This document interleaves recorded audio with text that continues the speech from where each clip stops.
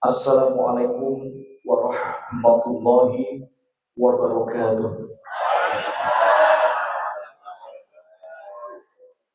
Alhamdulillah.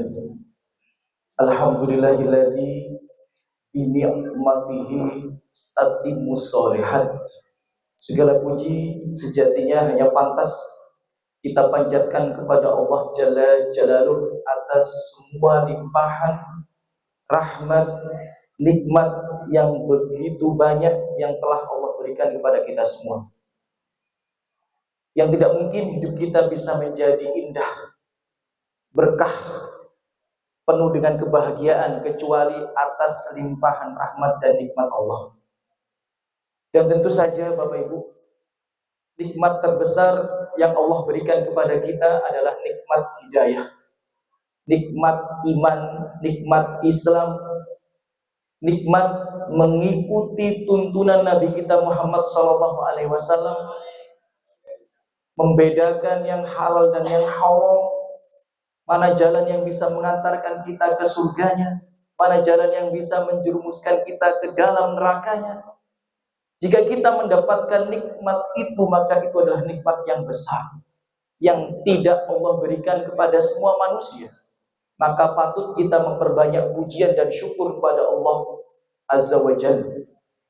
Dan tidak lupa Bapak Ibu, saudara-saudariku rahimani wa rahimakumullah, Allahumma shalli wa sallim wa barik ala Muhammad wa ala ali Muhammad.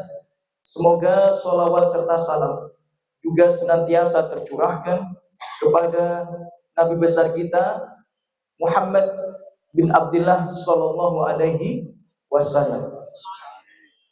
Dan juga semoga salawat serta salam senantiasa tercurahkan kepada keluarga dan kerabat besar beliau, sahabat-sahabat beliau, dan tentunya yang terkhusus umat beliau yang senantiasa mengikuti petunjuk dan sunnah-sunnah yang telah beliau tinggalkan. Bapak Ibu, saudara-saudariku rahimani wa rahimakumullah.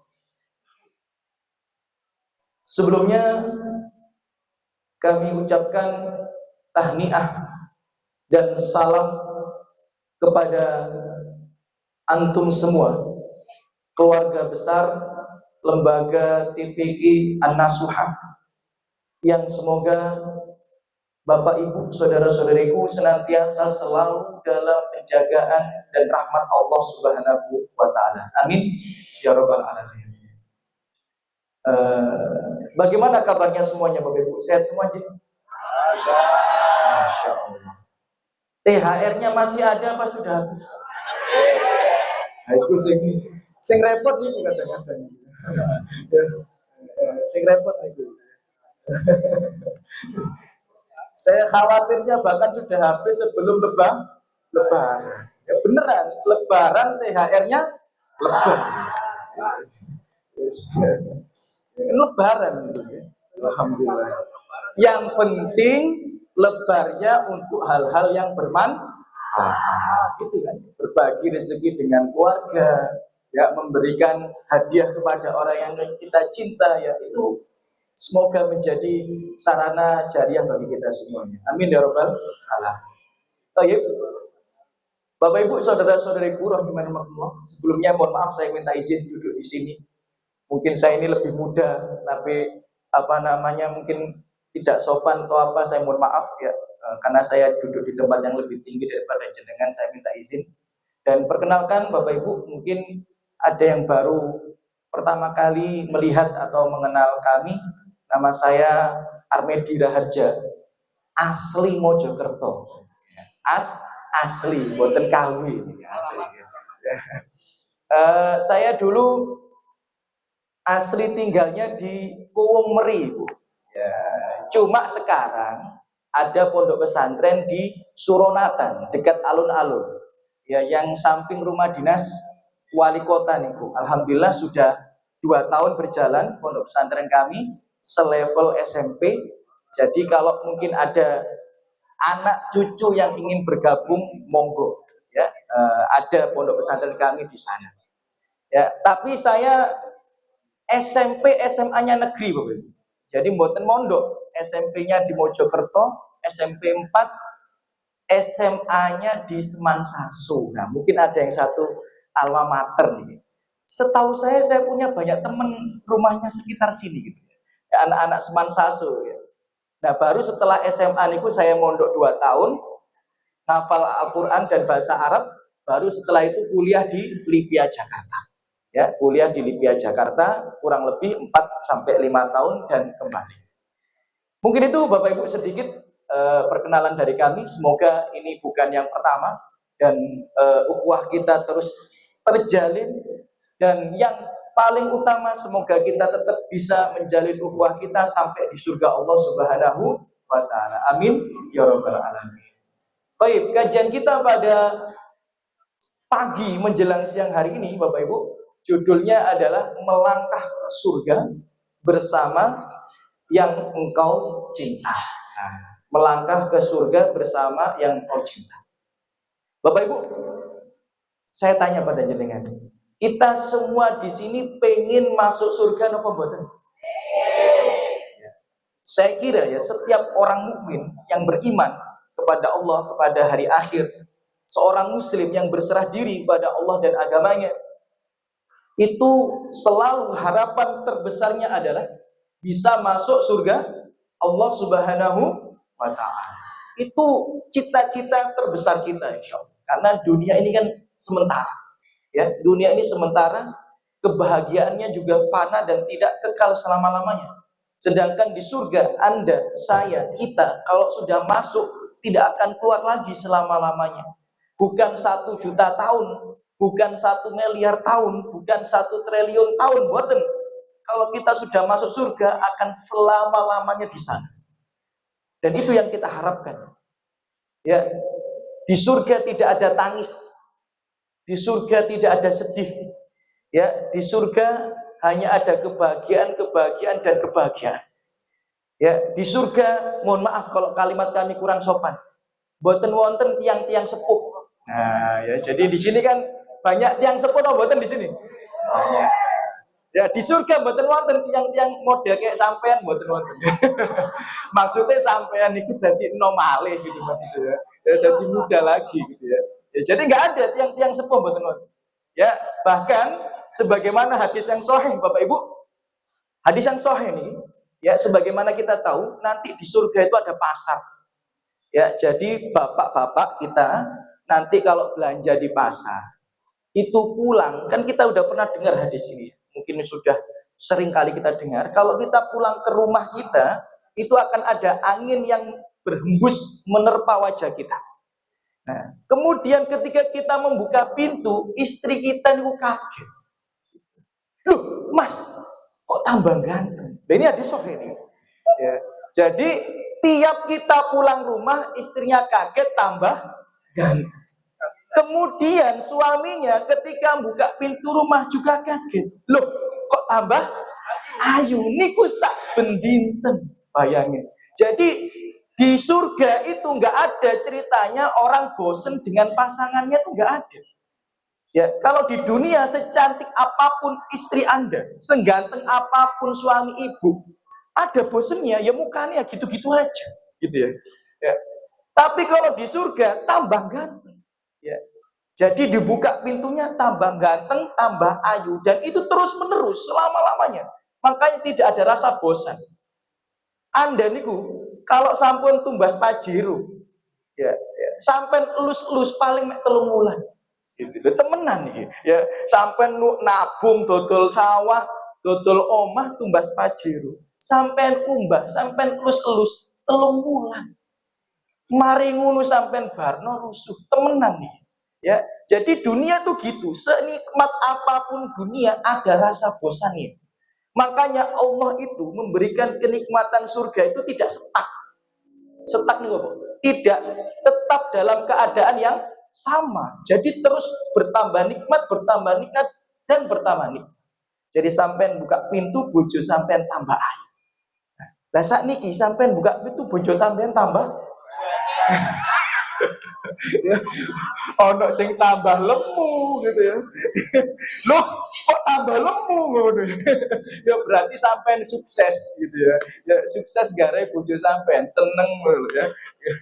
Biar perasaan gak lemu kayak ini, kok saya lemu. Jadi gitu ya, mau gimana lagi dunia gitu. Ya, jadi kalau pengen bahagia maka masuk surga. Ya, kalau pengen bahagia masuk surga. Nah, masalahnya Bapak Ibu, melangkah ke surga itu tidak bisa hanya dengan modal niat. Kita semua di sini kalau ditanya pengen masuk surga apa tidak, jawabannya pengen. Cuma modal niat saja, ini mboten sakit. Aku pengen masuk surga rek, lho mboten sakit, nggak bisa. Ya sebagaimana kata Ibnu Mas'ud radhiyallahu anhu, beliau berkata, "Wa kam min muridin lil khairi lan yusibah." Betapa banyak orang punya niat baik, tapi nggak dapat kebaikan. Niatnya saja baik, tapi nggak dapat kebaikan. Jangankan niat baik, ada orang yang sudah mengusahakan surga saja, nggak masuk surga. Jadi kalau modal niat baik, ya mesti mboten sakit. Ditambah orang kerja keras tok, tapi mboten pakai ilmu juga nggak bisa masuk surga.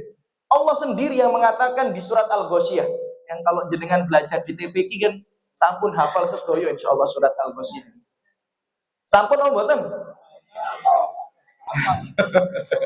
Ya, ya, ya. Di surat Al-Ghasyiyah nih kan Allah berfirman, "A'udzubillahi minasyaitonirrajim. Bismillahirrahmanirrahim. Hal ataka hadithul." Apakah datang kepada kalian berita tentang hari kiamat? Wujuhu yauma idin. Di hari kiamat itu ada wajah-wajah yang tertunduk lesu. Maksudnya tertunduk lesu itu bagaimana? Dia sudah tahu masa depannya itu suram. Jadi orang itu Bapak Ibu, ketika pertama kali dibangkitkan di padang mahsyar, itu paling tidak dia sudah bisa memprediksi dirinya itu masa depannya cerah ataukah masa depannya suram. Itu bisa diprediksi karena orang itu dibangkitkan sesuai dengan keadaannya. Ada yang dibangkitkan dalam keadaan gagah penuh dengan cahaya, ada yang dibangkitkan dalam keadaan gelap kusuh lusut, dan ada yang dibangkitkan dalam keadaan tidak memiliki wajah. Ada yang dibangkitkan dalam keadaan wajahnya itu nggak bisa diangkat dari tanah. Jadi dia kalau berjalan itu menyeret mukanya di tanah. Jadi ketika kita nanti dibangkitkan di padang mahsyar, kita ini udah tahu, wah, insya Allah masa depanku ini cerah. Waduh, ini masa depanku curang, ya, suram, ya. Jadi wujuhu yauma idin khosyah. Banyak nanti di padang mahsyar itu orang itu dalam keadaan tertunduk lesu. Jadi, wah, binasa. Tapi ada kelanjutan daripada ayat ini. Amilatun nasib. Nah, jadi enaknya itu Bapak Ibu, kalau kita ngaji, boten hanya diwoco, ya, tapi boten semerap artine, boten semerap maknane, itu kurang pas lah gitu ya. Padahal kalau kita baca, ini maknanya begitu dalam. Amilatun nasibah itu kalau kita baca tafsirnya adalah orang ini sudah kerja keras selama di dunia. Jadi selama di dunia ini dia sudah capek ibadah. Tasla naron hamiyah. Tapi di akhirat dia dimasukkan ke dalam neraka yang sangat panas. Jadi ada orang yang capek ibadah tapi masuk neraka.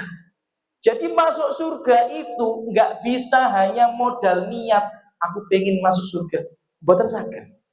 Dan masuk surga itu tidak hanya dengan modal keras, modal kerja keras. Aku yang penting kerja keras masuk surga. Tergantung kerja keras sampai itu ada nilainya nopo boten. Karena ada orang yang kerja keras masuk surga tapi masuk neraka. Mari kita belajar bagaimana sih supaya kita ini benar-benar bisa melangkah ke surga Allah itu.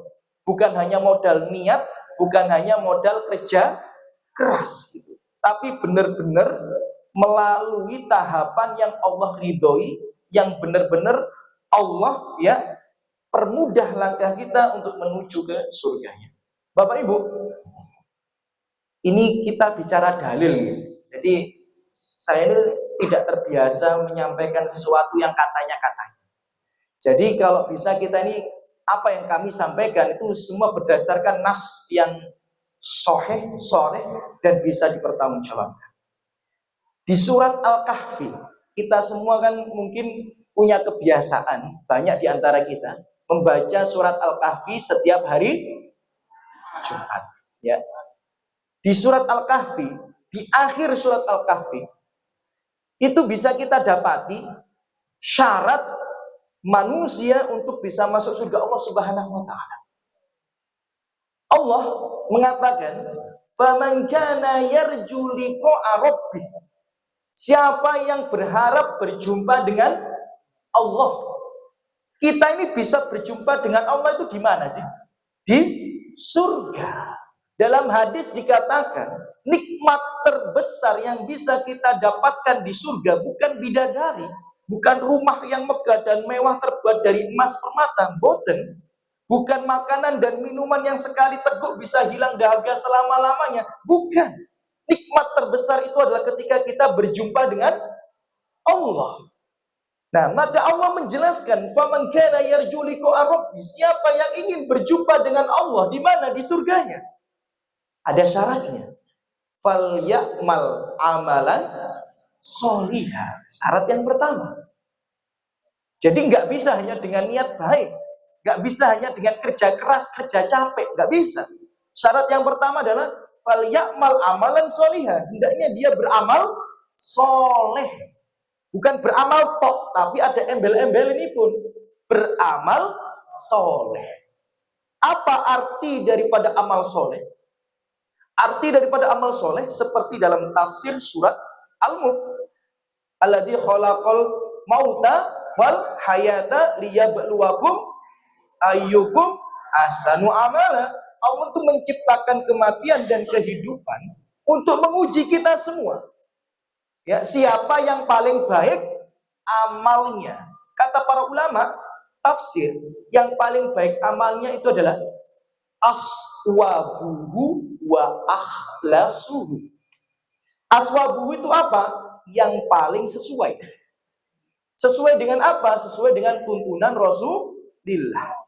Akhlasuhu itu apa? Yang paling ikhlas. Jadi makna daripada hendaknya kita ini beramal soleh supaya bisa masuk surga adalah beramal yang tepat dan sesuai dengan tuntunan Rasulullah dan ikhlas karena Allah. Saya tanya Bapak Ibu, bentar lagi kita kan sholat duhur ya, nanti insya Allah. Sholat duhur itu berapa rakaat Bu? Misal, kulo ngerasa dosa saya banyak. Ya Allah, dosaku akeh. Nek sholat duhur petang rakaat ketokane kurang. Ya, jadi kulo tak sholat duhur 10 rakaat. Sopo ngerti dosane ya diampuni semua. Nah, kira-kira nanti kalau saya itu sholat duhurnya 10 rakaat supaya dosa saya ini dihapuskan sama Allah semua dan pahalanya supaya lebih banyak. Niki bener napa mboten? Bener napa mboten? Mboten kan, salah kan ini? Ya, berarti ya kan niat baik saja mboten cukup. Lebih banyak juga tidak cukup. Yang paling benar beramal itu yang sesuai. Sesuai dengan Rasulullah. Karena Rasulullah itu adalah manusia yang paling bertakwa. Maka orang yang paling bertakwa adalah orang yang paling mirip dengan Rasulullah dalam beribadah. Yang paling mirip dengan Rasulullah dalam beribadah. Jadi Anda sholat maghrib 30 rakaat tidak akan lebih soleh daripada orang yang sholat maghrib 3 rakaat. Gak bisa. Ya, jadi falyamal amalan soliha itu adalah yang paling tepat dan sesuai dan yang paling ikhlas. Maka barang siapa yang ingin masuk surga, karena kita tadi ingin masuk surga, pastikan yang pertama kita beramal soleh, amalnya yang sesuai dan tepat dengan Rasulullah. Masalahnya Bapak Ibu, tepat dengan Rasulullah itu harus dengan ilmu. Anda tanpa ilmu, mohon maaf, gak bisa tepat dengan Rasulullah itu buatan saya. Ya, jadi tepat dengan Rasulullah itu harus dengan ilmu. Tanpa ilmu itu nggak bisa Anda tepat dengan Rasulullah, itu nggak bisa. Karena supaya kita mengetahui amalan Rasulullah, maka harus belajar dong. Harus dengan belajar. Nah ini kan sudah, kita nggak usah bahas fikih sing terlalu tinggi lah gitu. Karena kan jenengan ini kan proses santri, makanya kaget loh. Santri, oh, santri gede nih santri nih. Alhamdulillah. Loh, saya bersyukur. Loh, ini saya bersyukur ya. Karena Anda ya yang sampun berumur tapi mau dilabeli santri, itu malah saya berikan pujian. Ya berarti kan santri itu kan identik dengan orang yang masih ingin terus belajar. Ini bukan hinaan, ini bukan untuk menjudge atau mengkerdilkan. Bukan, justru saya malah bangga melihat itu, Masya Allah ya. Dia sudah berumur tapi mau dilabeli santri. Karena tidak semua orang tua mau belajar.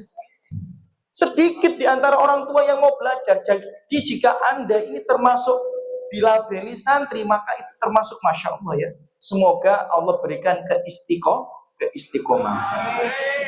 Ya, Bapak Ibu kembali lagi ya.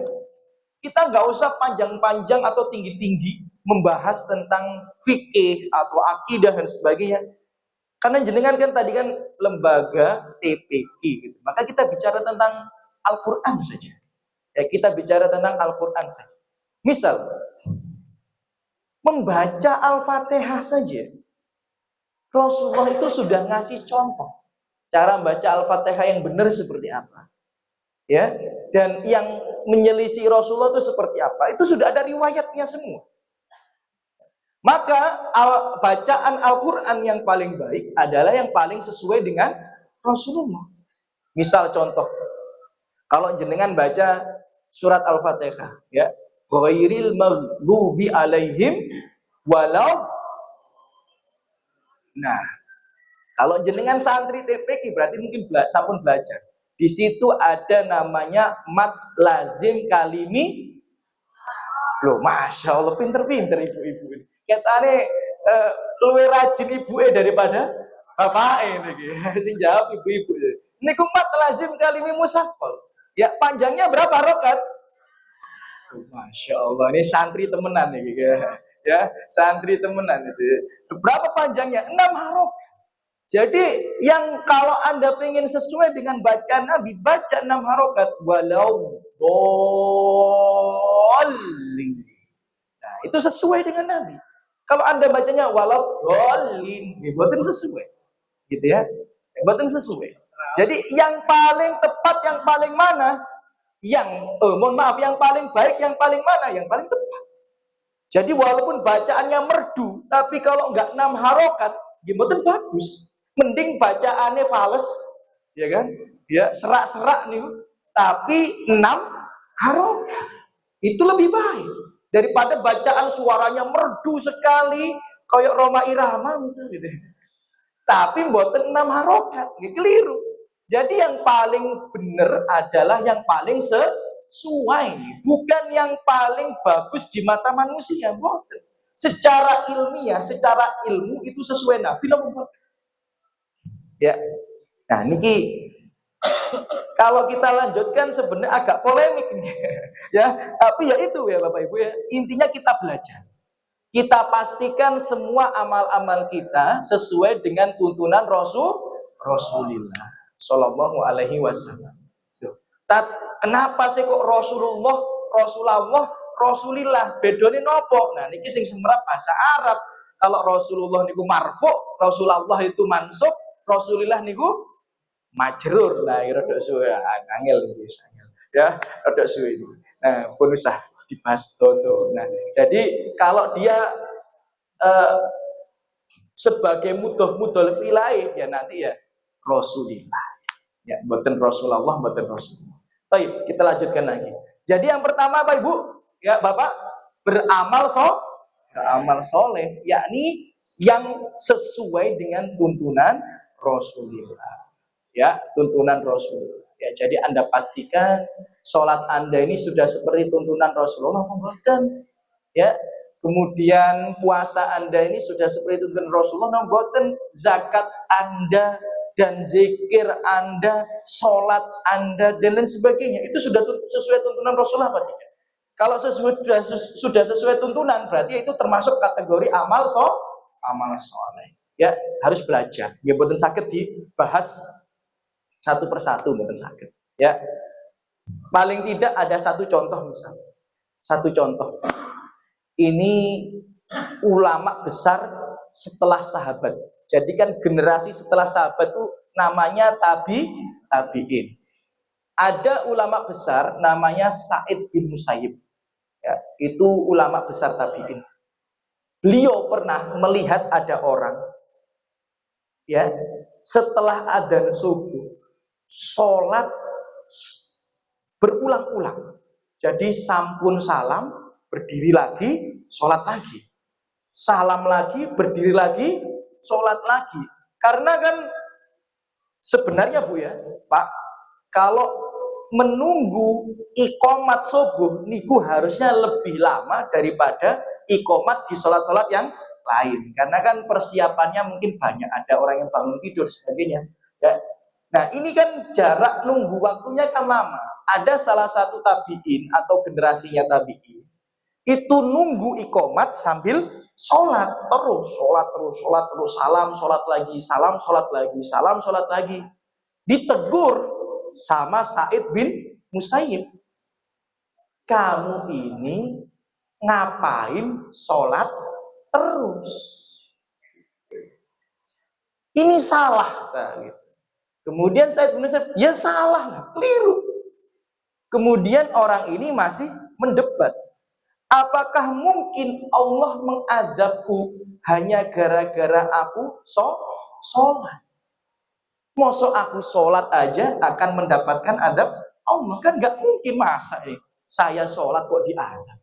Ya, maka Sa'id bin Musayyib menjawab, Allah mengadabmu bukan karena sholatmu, tapi Allah mengadabmu karena kamu menyelisihi Rasulullah SAW. Namanya sholat sebelum subuh cuma 2 rakaat. Nah kalau sampai tahu terus-terusan sampai 10, 12, 12, ya menyelisih Rasulullah. Karena lebih banyak belum tentu lebih baik, belum tentu. Dalam hadis riwayat Bukhari, ada 3 orang laki-laki mendatangi rumah Nabi. Kemudian ketika mendatangi rumah Nabi, ternyata Nabi nggak ada. Yang keluar istrinya Nabi Shallallahu Alaihi Wasallam. Kemudian 3 orang itu bertanya, bagaimana kebiasaan sehari-hari Rasulullah itu seperti apa? Maka istrinya menceritakan Rasulullah itu sehari-hari seperti ini, seperti ini, seperti ini. Maka 3 orang itu menjawab, aina nahnu, di mana kita dibandingkan dengan Rasulullah yang sudah diampuni dosanya yang telah lalu dan yang akan datang. Berarti kalau kita harus lebih banyak daripada Rasulullah. Ya. Karena kan Rasulullah udah dijamin surga, udah diampuni dosanya, kita nggak ada jaminan. Maka kita harus lebih banyak. Maka salah satu orang di antaranya mengatakan, fa'asumu wala uftir. Kalau aku akan puasa tiap hari dan tidak akan berbuka. Yang satunya lagi, ana fa'usolli wala arkut. Aku akan sholat malam dan tidak akan istirahat. Jadi koyo klowo nih. Jadi begini ibadah turune awan. Nah, kemudian yang satu lagi, fa'ana fa'atazilun nisa. Kalau aku tidak akan menikah dengan perempuan.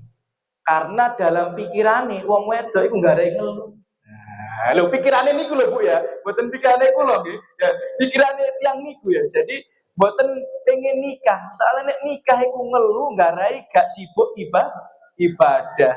Ya, pikirannya tiyang niku mboten pikiran kula.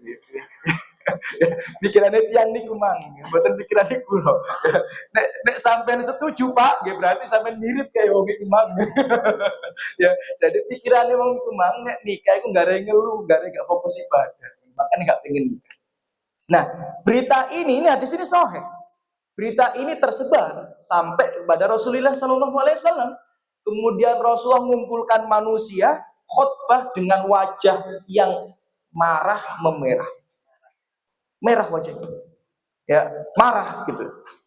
Rasulullah mengatakan, aku itu orang yang paling bertakwa di antara kalian. Dan aku itu adalah orang yang paling takut kepada Allah di antara kalian. Fa'amma ana, kalau aku, fa'usolli wa arkut. Aku ini sholat, tapi aku juga istirahat. Enggak semalam suntuk ibadah. Ada waktunya tidur, ada waktunya tahajud. Wa asumu wa uftir. Aku ini ada waktunya puasa, ada waktunya berbuka. Enggak tiap hari puasa. Kuru sampai gitu ya. Saben dino poso gitu ya. Kuru nanti sampai. Nah, kemudian fa'atazawajun nisa, dan aku ini menikahi wanita gitu. Ya, kata siapa wanita mengganggu Anda dalam ibadah? Enggak. Ya. Wanita yang benar mensupport Anda dalam ibadah. Sing gak bener iku mangan jadi ya. Enggak sampean enggak fokus ibadah, sing gak bener. Tapi insyaallah sing datang mriki insyaallah bener sedoyo. Amin. Nah, kemudian Rasulullah mengatakan, "Faman rogiba an sunnati falaisa minni." Siapa yang enggak suka dengan tuntunanku bukan golongan. Kata siapa nih? Kata Rasulullah. Jadi lebih banyak belum tentu lebih baik. Karena dia tadi 3 orang ini pengen puasa lebih banyak daripada Nabi. Pengen sholat lebih lama daripada Nabi. Pengen gak gombol tiang perempuan. Tapi ternyata itu belum tentu baik. Karena yang paling baik adalah yang sesuai dengan tuntunan Rasul. Ya, jadi pastikan yang kita lakukan sesuai dengan tuntunan Rasul. Tadi itu ya, amal soleh. Amal soleh itu syaratnya itu adalah ya aswabuhu, tepat, sesuai. Yang kedua adalah akhlasuhu. Akhlasuhu itu apa? Yang paling ikhlas. Walaupun amalnya benar, tapi nggak ikhlas, maka tidak bisa dikatakan amal soleh. Tadi ikhlas, sampean ikhlas, tapi sholat maghrib 5 rakaat, diboten amal soleh, gitu ya. Ikhlas, tapi boten 5 rakaat. Boten sholat maghribnya tidak 3 rakaat, ya bukan amal soleh. Misalnya sampai nanti umroh, insya Allah, gitu. Amin. Kan tawaf itu 7 kali putaran. Aku nek 17 ketokane pahalane tambah akeh. Misalnya ya. Ya. Jadi sampai nek ping 7 iku kan mabrur. Nek 17 itu mabur sampean ya. Ya, misal gitu ya. Ya, jadi nek 17 ketokane pahalane tambah akeh. Ya, tapi sampean ikhlas. Nangis nangis ikhlas. Kira-kira niki amal soleh no boten? Boten. Karena amal soleh itu harus ikhlas dan sesuai. Tadi sesuainya sudah, maka syarat yang kedua harus ikhlas. Pastikan ibadah kita karena Allah, bukan karena manusia. Karena amal ibadah itu kalau untuk manusia, ya gak ada manfaatnya. Hadis sahih lagi riwayat Bukhari. Rasulullah mengatakan ada 3 golongan yang nanti pertama kali diadili dan diseret, dilemparkan ke dalam neraka. Dan 3 golongan ini ternyata bukan orang kafir. Jadi 3 golongan ini malah orang muslim. Jadi yang pertama diadili, diseret, dimasukkan ke neraka justru orang muslim. Golongan yang pertama ditanya sama Allah, "Fama amilta fiha?" Apa yang sudah kamu lakukan ketika kamu hidup di dunia? Maka dia menjawab, "Qataltu fika hatta istuhittu." Aku berperang di jalanmu ya Allah sampai aku mati syahid, kata dia. Kemudian Allah mengatakan, "Kadzabta." Kamu berdusta, kamu bohong. Kamu dulu berperang itu supaya kamu dikatakan pahlawan, supaya kamu mendapatkan pujian. Maka dia diseret, dilemparkan ke dalam neraka. Orang muslim nih. Golongan yang kedua ditanya, "Fama amil tafiha?" Apa yang sudah kamu kerjakan selama di dunia? Maka dia jawab, "Qara'tu fikal Qur'an." Atau dalam riwayat, "Ta'allamtu ilma wa 'allamtuhu wa qara'tu fikal Qur'an." Aku belajar ilmu agama dan mengajarkannya. Berarti ini ustadz ini. Wa qara'tu fil Quran, dan aku menghafal Al-Quran untukmu. Jadi ustadz hafal Quran bisa. Padahal banyak ustadz yang nggak hafal Quran. Dan ini udah spesial ini ya. Ustadz penghafal Quran. Tapi Allah mengatakan, kadzabta, kamu berdusta. Dulu kamu itu belajar untuk dikatakan kamu alim. Wah, ini pinter wong ini. Supaya dapat pujian itu. Ya, dan dulu kamu menghafal Al-Quran supaya dikatakan kamu menghafal Al-Quran qori. Maka dia diseret, dilemparkan ke dalam neraka. Dan golongan yang ketiga, fama amil tabiha, apa yang sudah kamu kerjakan selama di dunia. Tidak ada satupun jalan kebaikan untuk sedekah kecuali aku melewatinya. Maksudnya apa? Kalau ada open donasi bangun masjid, ikut. Ada open donasi buat buka puasa, ikut.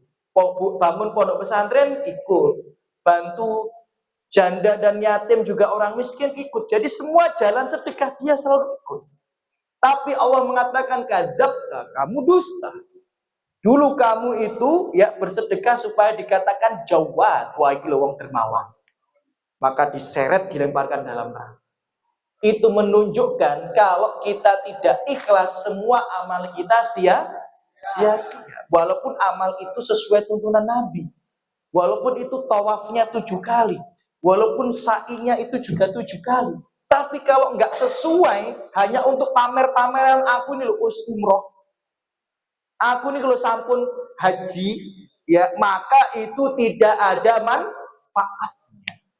Maka kalau Anda dan saya pengen masuk surga, pastikan beramal soleh yang sesuai dengan tuntunan Nabi dan ikhlas karena Allah. Ya, coba kita introspeksi diri.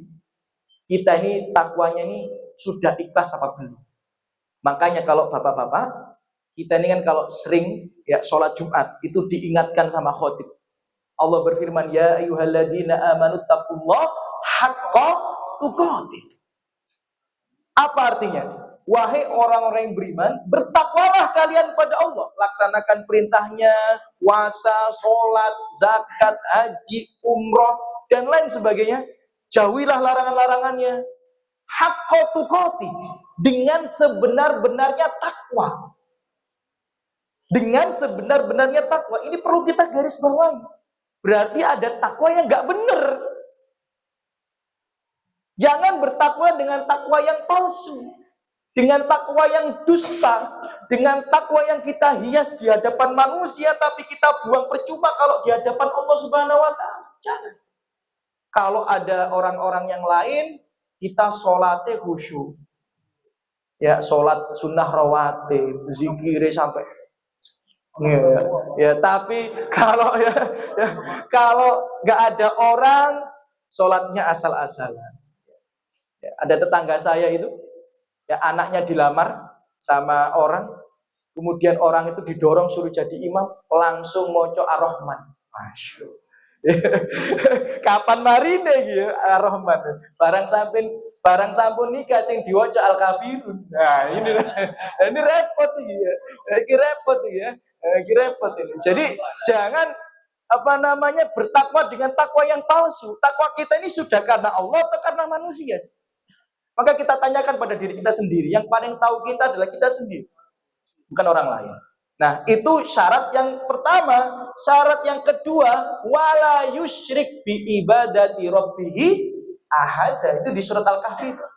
Jadi selain Anda harus beramal soleh yang sesuai dan ikhlas karena Allah, supaya Anda bisa bertemu dengan Allah di surga, syarat yang kedua adalah tidak mensekutukan Allah dengan sesuatu apapun, tidak jatuh dalam kesyirikan. Nah, ini kata Allah, bukan kata saya. Anda harus setuju. Karena Allah yang bilang. Jadi kalau kita pengen masuk surga, dua itu syaratnya. Beramal soleh, tepat sesuai dan ikhlas, dan tidak jatuh ke dalam kesyirikan. Masalahnya Bapak Ibu, syirik itu ada dua macam. Ada syirik besar, ada syirik kecil. Syirik besar mungkin kita nggak jatuh daripadanya. Tapi kadang kita ini jatuh dalam syirik kecil. Saya kasih contoh ya. Mohon maaf ya, kalau menyinggung. Karena tujuan kajian itu memang untuk menyinggung. Ya, serius. Kajian itu kan isinya adalah mubasyirin wa mundirin, tabesyir wa tandir. Tabesyir itu apa? Tabesyir itu kalau kajian itu, dakwah itu harus ada dua hal ini. Yang satu, memberikan kabar gembira. Loh, kalau sampean seperti ini, sampean akan masuk surga. Itu isinya dakwah. Tapi nggak boleh itu saja. Dakwah itu harus ada tandirnya. Karena Nabi itu adalah mubasyir wa mundir. Tandir itu apa? Hati-hati loh. Kalau kamu berbuat ini, kamu akan masuk neraka. Jadi kajian, dakwah itu harus itu. Jadi kalau ustadz tuh cuma ngisi kajian yang enak-enak kok, keliru. Karena Nabi itu selain memberikan kabar gembira, Nabi itu juga memberikan ancaman. Jadi kalau kita ngikuti Nabi, harus ngasih kabar gembira dan ngasih ancaman. Karena orang tuh kalau nggak pernah diancam, kadang nggak pernah takut. Makanya ada surga, ada neraka di dalam Al-Quran. Supaya kita ini semangat ibadah dan takut akan dosa-dosa. Mohon maaf kalau saya ini agak kurang sopan kalau menyampaikan ini. Tapi ini tugas kami untuk menyampaikan kebenaran. Bukan menyampaikan yang enak didengarkan. Terkadang kita ini punya usaha sampingan. Apa usaha sampingannya? Dukun. Serius, sampai nggak percaya ya. Ayo, kita perjelas secara ilmiah ya. Kita perjelas secara ilmiah. Dukun bahasa Arabnya itu adalah arraf wal kahin. Arraf wal kahin. Ramal, dukun itu arraf dan kahin. Maknanya secara bahasa ya. Orang yang mengaku mengetahui hal gaib. Jadi dukun itu adalah, peramal itu adalah orang yang mengaku mengetahui hal gaib. Di antara hal gaib itu adalah sesuatu yang akan terjadi di masa depan. Itu hal gaib. Nabi aja nggak tahu. Buktinya Nabi ini beberapa kali kalah perang. Nabi itu hal gaib itu kadang dikasih tahu, kadang nggak dikasih tahu. Seringnya nggak dikasih tahu. Makanya Nabi ini beberapa kali kalah dalam perang. Nabi nggak tahu kalau istrinya mau meninggal.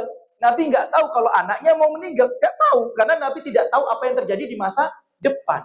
Dukun itu orang yang mengaku loh ya, bukan tahu ya, mengaku tahu apa yang akan terjadi di masa depan di antaranya, karena itu termasuk al-ghaib.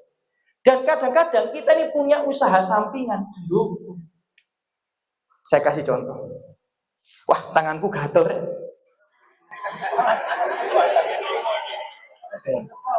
Ya, tanganku gatel. Ya, bentar lagi dapat duit. Ya. Nah, itu sampean iku punya usaha sampingan. Dukun. Loh, temenan. Kan berarti sampean ini mengaku akan tahu atau mengaku tahu apa yang akan terjadi setelah ini. Sejak kapan orang tangannya gatel, bentar lagi dapat duit? Ya kalau gitu sampean golek semut ae. Ya sak bendino copot no semut, ben sak bendino oleh duit gitu ya. Enggak bisa. Jadi kadang-kadang kita ini punya usaha sampingan dukun. Ya jadi tangan gatel, bentar lagi dapat duit. Ini bentuk kesyirikan Bapak Ibu. Walaupun mungkin tidak sampai pada syirik besar. Ya, tapi ini bisa jadi sampai pada syirik kecil. Karena Anda ini dukun mengaku tahu apa yang terjadi di masa depan. Nggak boleh itu, nggak boleh. Kayak kemarin misal Anda duduk-duduk sama keluarga di ruang tamu, ada kupu-kupu masuk. Wah, bentar lagi ada tamu. Itu sampean itu punya usaha sampingan, dukun. Nggak boleh. Sejak kapan kupu-kupu itu adalah tanda-tanda bentar lagi ada tamu? Nggak boleh. Kalau nggak percaya Anda buka kamus bahasa Arab. Apa arti arraf? Ya, arraf itu adalah orang yang mengaku tahu perkara goib atau apa yang akan terjadi di masa depan dengan tanda-tanda. Ya, minal alamat, dengan tanda-tanda. Nggak boleh itu, nggak boleh. Ya, maka ya hati-hati ya yang seperti itu. Apalagi buka primbon, ya kan? Apalagi buka primbon, apalagi buka ramalan, apalagi datang ke dukun tambah, nggak boleh. Ya, tapi yang seperti itu saja itu nggak boleh, nggak boleh, nggak boleh. Termasuk kalau sampean punya anak perempuan, dok, nek nyapu sing resik, nek gak resi bojomu engko brewoken. Dibantah ambek anake, aku malah pengen bojo sing brewoken, Bu. Berarti aku nek nyapu gak usah resik-resik ae. Ya, ben bojoku brewoken. Wah, itu repot maneh sampean akhirnya. Ya. Jadi nggak boleh kayak gitu. Itu namanya usaha sampingan dukun sampean. Nggak boleh ya, nggak boleh. Ya, jadi hal yang seperti itu nggak boleh. Ya. Sampean jualan, kemudian dapat uang, kemudian uangnya digebuk-gebuk nonang barang dagangan. Penglaris, penglaris, penglaris, penglaris. Sejak kapan gepuk-gepuk duit itu kemudian jadi barang dagangan sampean laris? Sejak kapan? Nggak boleh itu. Itu ya nggak boleh. Mohon maaf ya kalau kalimat kami ini kurang sopan ya. Tapi memang saya harus menjelaskan kebenaran. Yang seperti itu mboten angsal, nggak boleh. Jadi sing lumrah-lumrah mawon, gitu ya. Ya, yang lumrah-lumrah aja. Ya, jadi kalau ada dalilnya boleh. Kalau tidak ada dalilnya nggak boleh. Ya, jadi tidak boleh ngaku-ngaku tahu apa yang terjadi masa depan, nggak boleh. Ya, termasuk bentuk kesyirikan-kesyirikan. Ya, saya ini kan dulu tinggal di Kowong Meriang dekat perempatan bypass nih, ya terminal Kertajaya. Nah, kebetulan saya dulu itu sering sholat nyebrang jalan itu, nyebrang jalan raya. Dari kecil sampai saya dewasa itu sering saya dapati di perempatan terminal itu, ya bentuk daun daun pisang di penjuk nih, ya isine bunga, ya kan? Kadang ono rokok, kadang ono kopi, kadang ono gorengan, gorengan banget, gitu ya. Sejak kapan gendruwone seneng ote-ote ambek solet? Tapi tak tonton betul wonten solet, ya untuk gak diprotes sampai gendruwo. Waduh, aku gak dikai solet ini. Ya. Ya. Jadi nggak boleh yang seperti itu. Sesajen seperti itu nggak boleh, nggak boleh, nggak boleh. Ya, karena itu bentuk, mohon maaf ya, itu bentuk itu menyelisih syariat kita. Rasulullah mengatakan, Nabi ya, bukan saya Bapak Ibu. Jadi kalau saya yang mengatakan, jenengan boleh setuju, boleh tidak. Tapi kalau Nabi yang mengatakan, ya Anda harus setuju, itu Nabi sampean. Nabi mengatakan, man dzabaha li ghairillah faqad asyraka. Siapa yang memberikan persembahan kepada selain Allah, dia jatuh ke dalam kesyirikan. Jadi sesajen itu persembahan kepada selain Allah. Nggak boleh. Saya lewat jembatan kali Brantas niku sering ya lihat, ya kan, sesajen itu sering. Nggak boleh, nggak boleh. Ya nggak boleh. Nyogok malaikat dibuat nangsa. Hak percaya sampai nyogok malaikat. Ya, ya. Orang Cina dan orang Jepang itu punya keyakinan bisa nyogok malaikat. Ya, kalau nggak percaya jangan nanti googling. Ya, di Cina atau Jepang atau film-film yang kita lihat waktu kecil-kecil dulu tuh. Ya, mereka itu beli uang kertas. Ya, mereka uangnya dibelikan uang kertas yang mainan itu, kemudian dibakar. Ya, dibakar. Tujuannya apa? Tujuannya buat sangu orang yang sudah meninggal. Mungkin malaikat esok di sogok. Ya, jadi antum nggak percaya sampai sekarang. Ya, sampai sekarang. Jadi ada uang, namanya uang apa lupa ya, itu sampean beli kemudian sampean bakar buat sangu keluarga sampean yang sudah meninggal. Nah, logika kita kan nggak masuk, mosok wong meninggal bisa sangoni duit bisa. Tapi kadang kita itu malah nyangoni sing liyane. Nyangoni apa? Nyangoni apem, ya kan, nyangoni apem dan lain sebagainya. Ada sebagian kerabat itu pernah saya datang takziah, tak lihat kamar jenazah itu, kamar orang yang sudah meninggal, nangis serono apem barang, ini apa ini maksudnya? Jari ini gawe sangu, astagfirullahaladzim. Kok sampai tego sampai sangoni apa? Padahal pas urip gak tahu mangan apa, ini repot nih. Ya, ini repot ya. Jadi sing masuk mawon ya. Ya, jadi nggak boleh ya Bapak Ibu ya, nggak boleh ya. Jadi yang seperti ini itu tidak boleh. Ya, dari zaman dulu ya, sesajen itu sudah ada. Ya, maka kalau Nabi itu diutus untuk meninggalkan hal ini, maka kita kalau mengikuti Nabi ya harus kita tinggal. Ya, sebagaimana kita tahu ya kisahnya Amr bin As itu. Ya, Amr bin As itu kan jadi gubernurnya Mesir. Jadi ketika Mesir itu sudah berada dalam kekuasaannya kaum muslimin, Umar bin Khattab menunjuk Amr bin As untuk menjadi pimpinan Mesir. Nah, ternyata di Mesir itu punya adat istiadat. Kebiasaan apa? Kalau sungai Nilnya itu sampun surut, maka mereka mencari gadis yang cantik untuk ditenggelamkan. Dan itu fakta sejarah. Jadi kalau sungai Nilnya itu surut, ya mereka nyari gadis cantik untuk dijadikan tumbal. Ya, dijadikan tumbal persembahan untuk penghuni sungai Nil. Nah, supaya nggak surut, supaya naik lagi. Waktu Amr bin As menjadi gubernur, kan dulu kan negeri ini kan negeri berhala ya. Kemudian ketika di bawah kepemimpinan Islam, sungai Nilnya surut.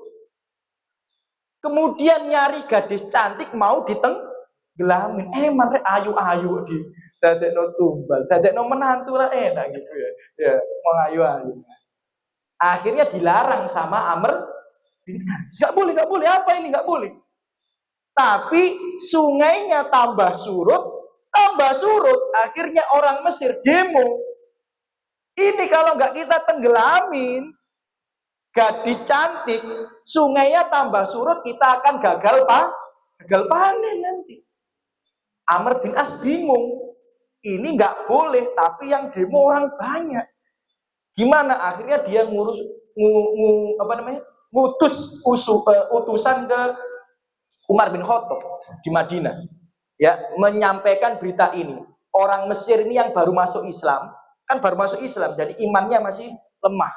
Demo, kalau nggak ngasih tumbal ke sungai Nil, sungainya nanti akan surut dan gagal panen.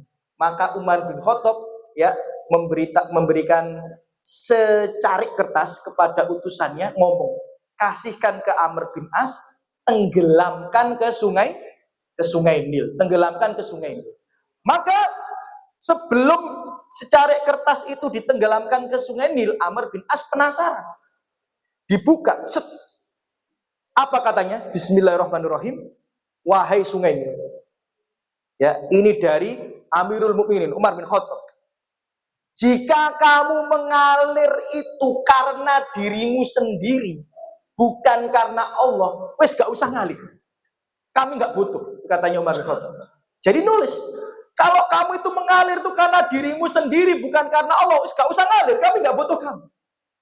Tapi kalau kamu mengalir karena Allah, mengalirlah. Wah, gemeteran Amr bin As buka suratnya Umar bin Khattab. Awandel. Kemudian ditenggelamkan, gak lama sungai Nilnya langsung tinggi lagi, naik lagi. Semenjak itu sudah tidak ada lagi tumbal gadis cantik yang ditenggelamkan. Padahal itu sudah tradisi yang ribuan tahun berjalan. Ya. Ribuan tahun berjalan. Maka kalau memang itu menyelisih syariat, apalagi jatuh pada kesyirikan, yang nggak usah kita lanjutkan. Ya. Apalagi setan-setan Indonesia kroco-kroco. Gitu. Serius, lah sungai Nil itu mintanya apa? Gadis. Wong setan Indonesia minta ote-ote mbek tau bro. Lah apa sampean wedi? Ya, wong sungai Nil sing setane minta gadis cantik kae gak usah. Wong Umar bin Khattab mboten takut. Sampean setane sampean jauh ote-ote ambek rokok sampean wedi. Wis gak usah dilanjutkan nomor. Ya, iya, jadi itu ya. Dan itu macam-macam kesyirikan banyak, di antaranya itu yang harus kita tinggalkan ya. Jadi beramal soleh yang sesuai dan ikhlas dan tidak jatuh ke dalam kesyirikan, maka kita akan bertemu dengan Allah di surga. Nah, itu ya, masuk ke surga. Nah, tinggal beberapa kata lagi, bersama yang engkau cinta. Bapak Ibu, asal kita tahu ya, di surga itu tidak ada ceritanya orang itu sama keluarganya beda kasta dan beda level. Betul wonten. Betul wonten. Jadi misal istrinya di surga Firdaus, ya kan? Suaminya itu nang pinggirannya surga, betul? Nggak ada, ya, nggak ada. Jadi keluarga itu selalu disamakan level surganya. Makanya Allah berfirman di surat At-Tur itu, ya, walladzina amanu wattabathum dzurriyyatuhum biimanin alhaqna dzurriyyatahum wa ma alatsnahum min amalihim min syai'. Artinya apa? Orang-orang yang soleh, yang beriman itu nanti kalau masuk surga mengikuti mereka. Mengikuti mereka itu maksudnya apa? Dimasukkan di surga yang sama. Ya, dari keluarga-keluarga dan anak keturunan mereka. Wa ma'alatsnahu min amalihi min syai', tidak merendahkan kedudukannya di surga sama sekali. Jadi kita itu di surga insya Allah akan selalu bersama dengan orang yang kita cinta. Tapi kalau pengen masuk surga harus beramal soleh dan tidak berbuat kesyirikan.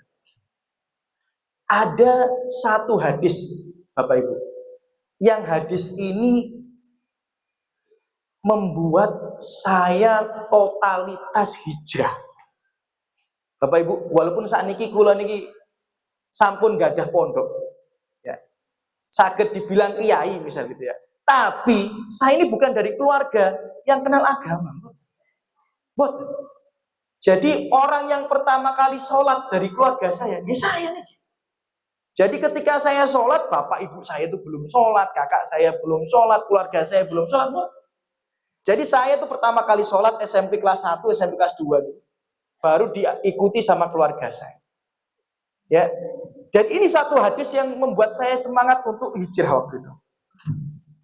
Bapak Ibu, makanya ya, menjadi orang soleh itu satu-satunya pilihan. Ya. Karena hadis ini, ya, harusnya Anda itu lebih semangat untuk beramal soleh. Hadis ini nggih tafsir surat At-Tur tadi, ayat 21. Ya, di surat At-Tur ayat 21, tafsirnya ya, akan ada hadis riwayat Tabrani dan Ahmad. Rasulullah berkata, "Idza dakhalal jannah alul jannah." Kalau sudah masuk surga para penghuni surga. Jadi para penghuni surga sudah masuk surga, para penghuni neraka sudah masuk neraka. Wis wonten pose masing-masing. Kemudian sebagian penghuni surga sa'ala ahaduhum an abawaihi wa an zaujatihi wa waladihi. Bayangkan ini Anda. Bayangkan yang di hadis ini adalah kita.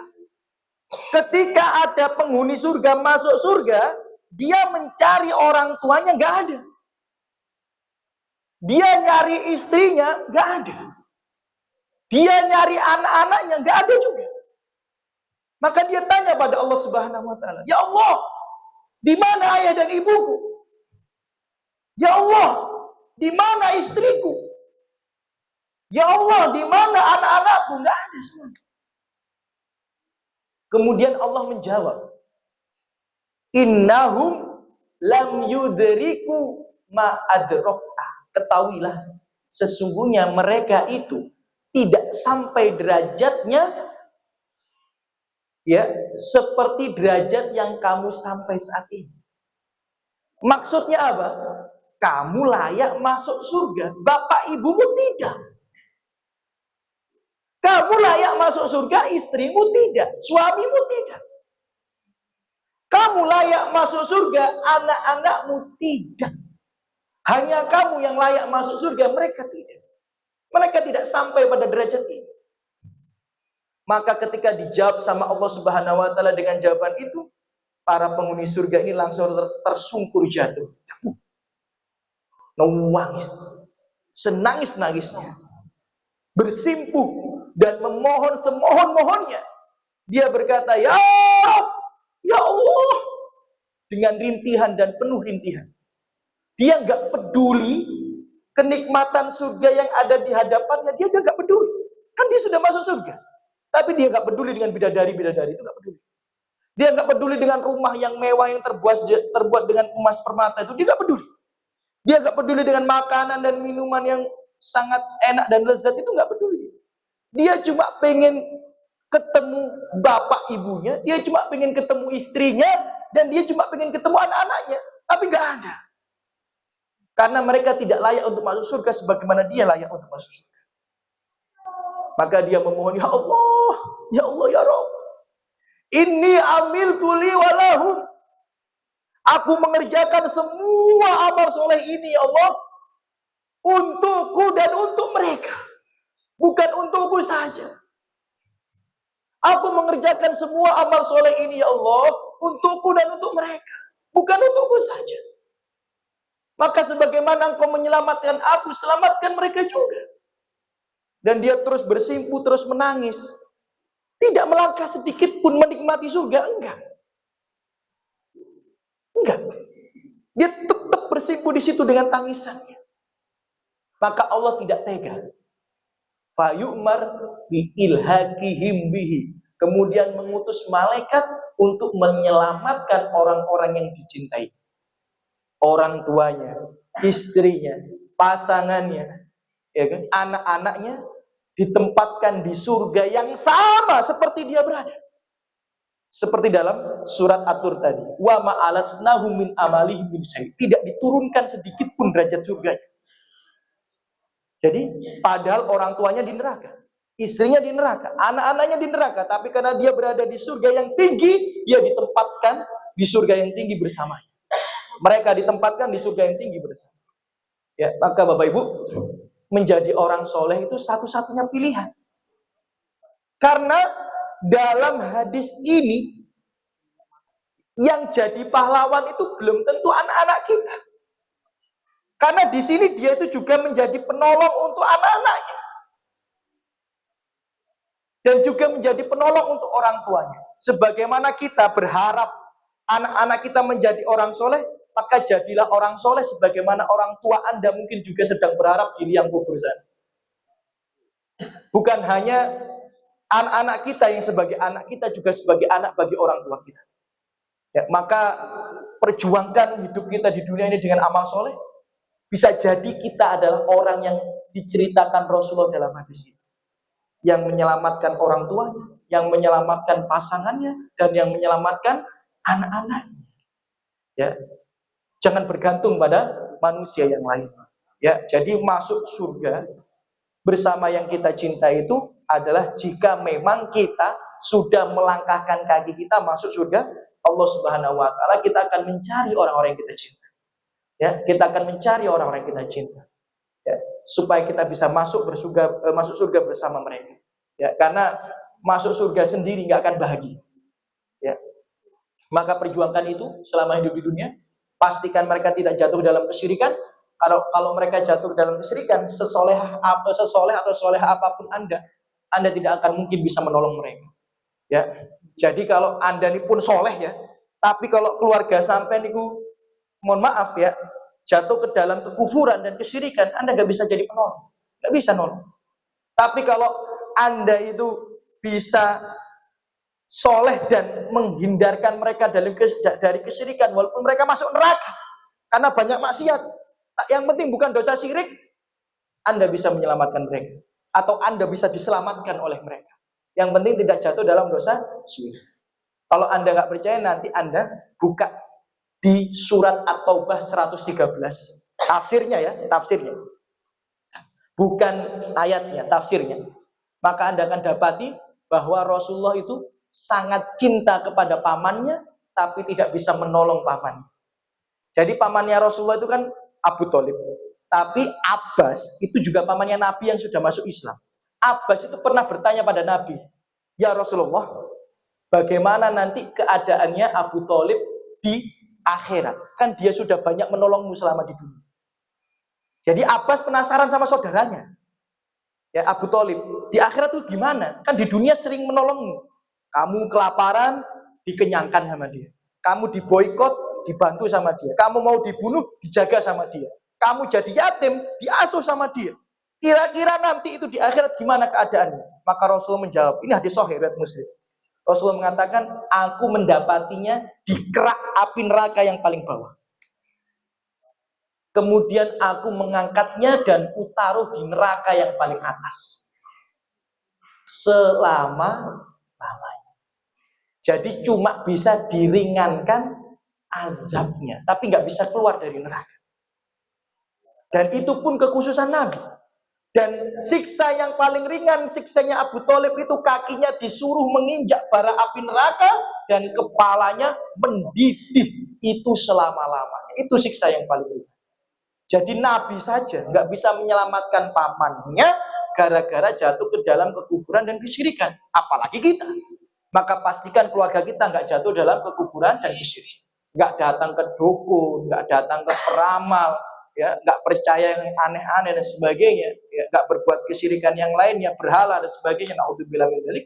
Jadi itu masuk surga bersama orang yang kita cinta. Kesimpulannya kita bisa masuk surga dengan beramal soleh, ya, yakni yang tepat dan ikhlas dan juga menghindari kesyirikan. Kalau sudah Anda masuk surga, insya Allah kita juga akan bisa mengajak orang yang kita cinta masuk surga bersama kita. Tapi syaratnya adalah ketika kita dan mereka tidak jatuh ke dalam kesyirikan atau kekufuran. Aku lupa lihat, ya tidak terasa ya, ini sudah hampir 1 jam ya. Ya tadi saya mintanya 30 menit, kita bablasnya 30 menit ya. Apabila ada salah kata, sikap itu dari saya pribadi ya, dan bisikan syaitan lebihnya dari taufik Allah Subhanahu wa taala. Ya, saya ucapkan taqabbalallahu minna wa minkum sholihal a'mal. Semoga semua amal ibadah kita yang telah lalu diterima oleh Allah Subhanahu wa taala dan dibalas dengan sebaik-baiknya balasan. Bagaimana ini panitia? Ditutup nopo? Tutup mau? Masih ada tanya jawab. Ya, monggo mungkin ada 1 atau 2 pertanyaan.